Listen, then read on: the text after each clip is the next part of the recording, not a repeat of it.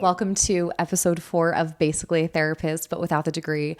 I'm Lauren Larson, and I'm just so excited that you're here with me. Thank you for being here. I'm back with another anonymous message, and this has to do with the person that always seems to come back into your life. We can all think of that person. And it rings true with a lot of people that I know. And it's such a gray area, right? There's no hard yes or hard no. It's not always black and white. And so everything that I say is just my opinion. You know your relationship, you know yourself better than I do, but this is just how I view the situation. So let's get into it. Anonymous says, the past relationship of 3 years comes back in, and it's clear no work has been done, but he says all the right things like, I'm willing to change. I'm pursuing God. I can't change the past. I can just promise to be better. When what I really wanted to see was his pursuit of his relationship with Jesus, not just talk about it. I know everyone's path and relationship is their own, but I just felt he wasn't fully surrendering. So after lots of prayer, I closed the door. I told him, I think it's best for you to move on.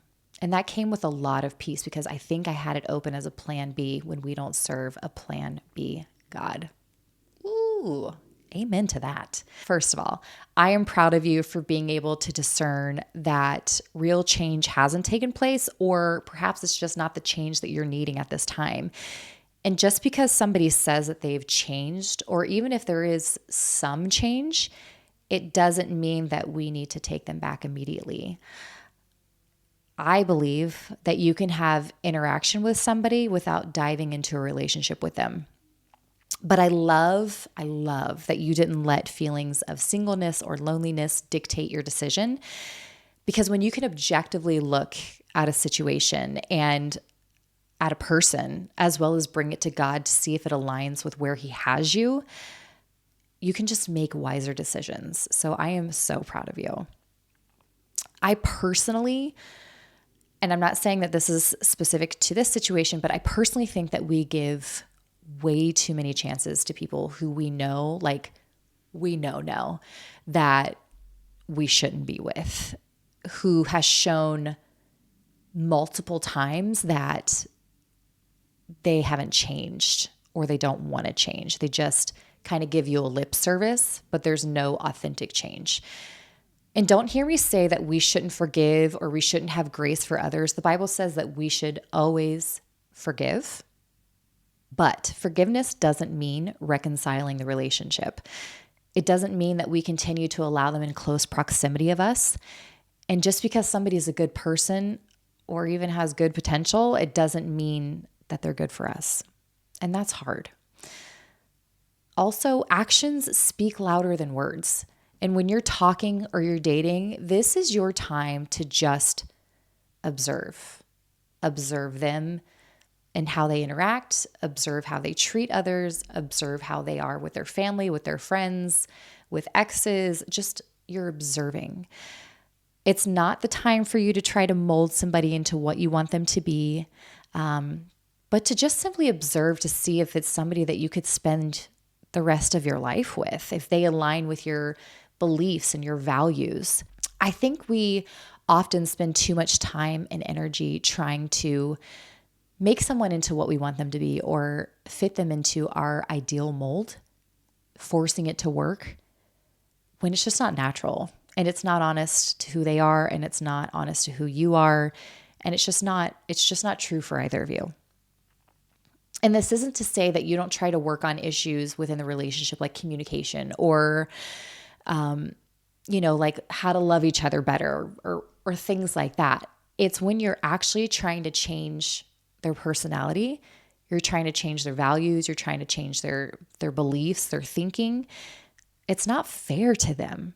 You're literally just trying to make them into somebody else. And it just shows that you don't love them for who they are. You love them for who you want them to be, or you love them for their potential. And some people may never change, or they may never reach their potential. Then what? We are not settling. Repeat after me. We're not settling.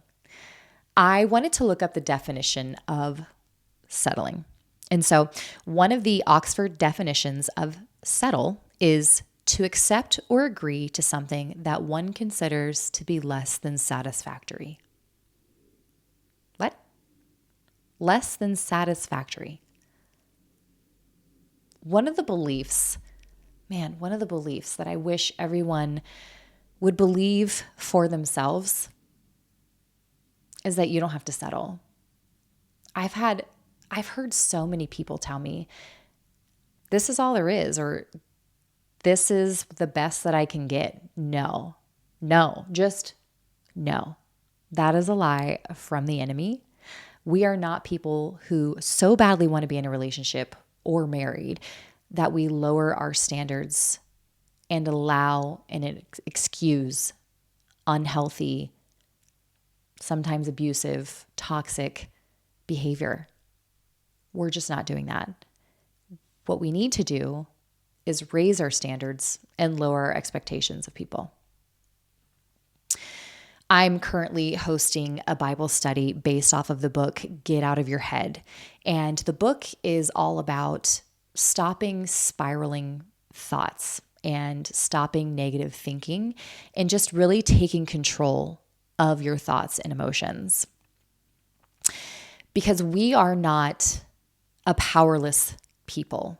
We are not powerless to our thoughts and our emotions because we have the Spirit of God living in us.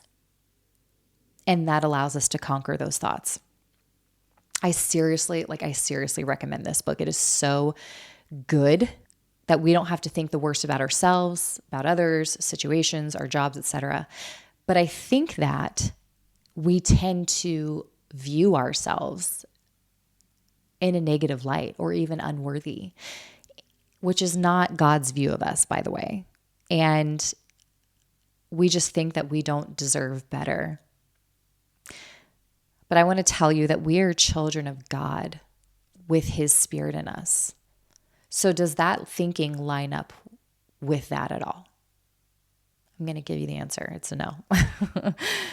If this is how you view yourself, I challenge you to spend time with God and ask Him what He says about you. I recently did this because of the underlying belief that I'm not good enough.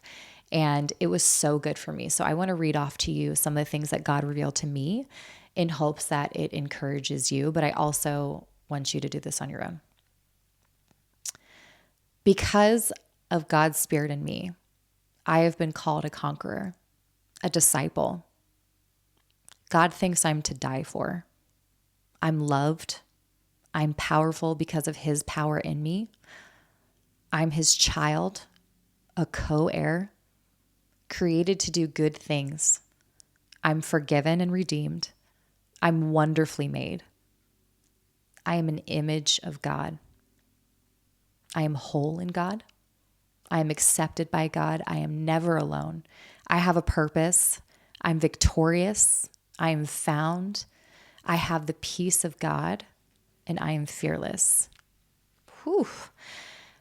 So I want you to do your own study, and I want you to meditate on what God reveals to you. And then I challenge you to help yourself believe it, help yourself absorb it, because we can know it in our head, but we cannot really feel it or believe it here. And so I want you to meditate on it. I want you to write it on your mirror if you need to. I want you to set an alarm on your phone to go off to remind you of who you are in God, because this is how we should be behaving. This is how we should be acting. This is how we should be treating people. This is how we should just be believing ourselves. It's also a really great way to filter what we allow into our lives. That's a whole other podcast right there. Oof, let me tell you. When we look externally, we will try to find our value and worth in others. But our worth isn't tied up in a relationship or another person. It's only tied up in God, because we're not good enough on our own. We're just not. The only thing that makes us worthy is God. And without Him, we're nothing. So why would we think that another person can make us whole when we are incomplete on our own? Why do we search for our value and worth in others when God is the only one who establishes worth and value.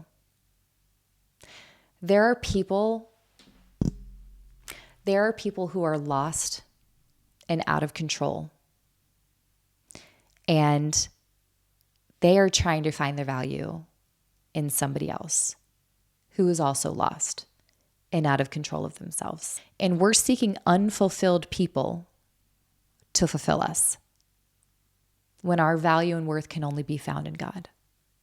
End of story. Anything else, anyone else, can leave us empty, confused, rejected, and just kind of wandering aimlessly. I want you to ask yourself this whenever you find yourself in a situation where you're just unsure if it's the right situation for you.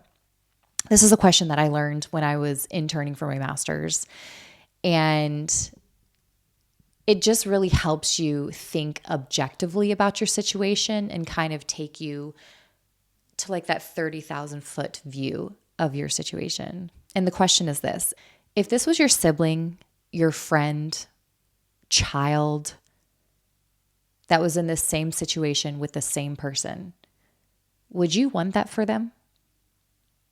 Would you be happy for them? That was a great question to ask the clients that I had when I was interning. And it just really, you could tell that it did something for them, because they would just click. It would just click for them, and they would say, no, not at all. And sometimes it's just that awareness that can be the catalyst for change. Sometimes I think the best thing that we can do for people is to release them and surrender them to God, because we have a tendency to get in the way and try to control people and the situation.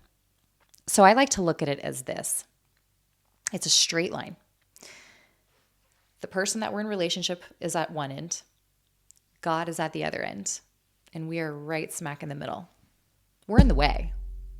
We're in the way. You're not allowing God to be in the middle of both of you, but you're placing yourself in the middle because you think that you can handle the situation better.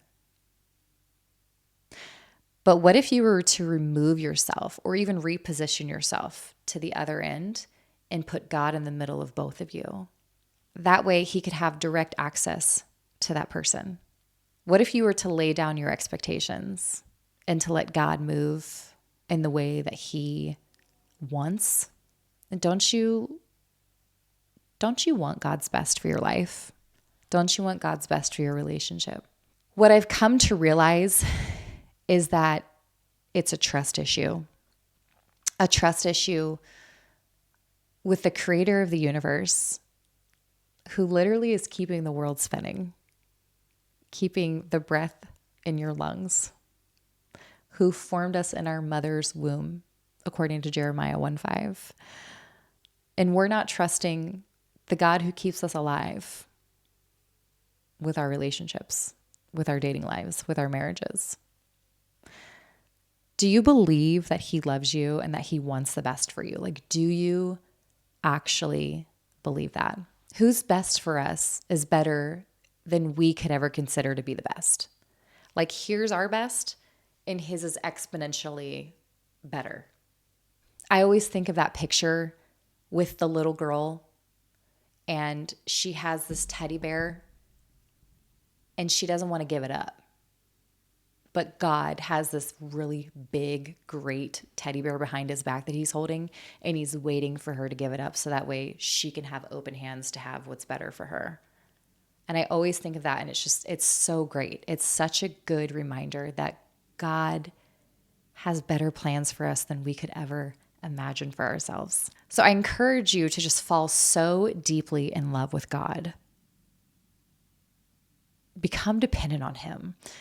You lack nothing when you're so lost in him, because he's all that you need. You are completely fulfilled. You are so content. You have a joy that doesn't make sense. You have a peace that's inexplainable. I think the best way to discern if someone is good for you or not, if you're to be in a relationship with somebody or not, is, are they pushing you closer to God? Are they allowing God to lead their life? When you guys were together, did they allow God to lead the relationship? Those are really great markers to measure your relationship against, to measure whether or not this person is good for you. Once again, raise your standards, lower your expectations, get out of God's way and let him in. I am cheering for you and I'm praying for you. I'm in your corner. Thank you for tuning in to Basically a Therapist, but without the degree. Check out the show notes for suggested resources and be sure to like and subscribe. And if you're really feeling this message, send it to somebody that you think it'll help and encourage. Bye.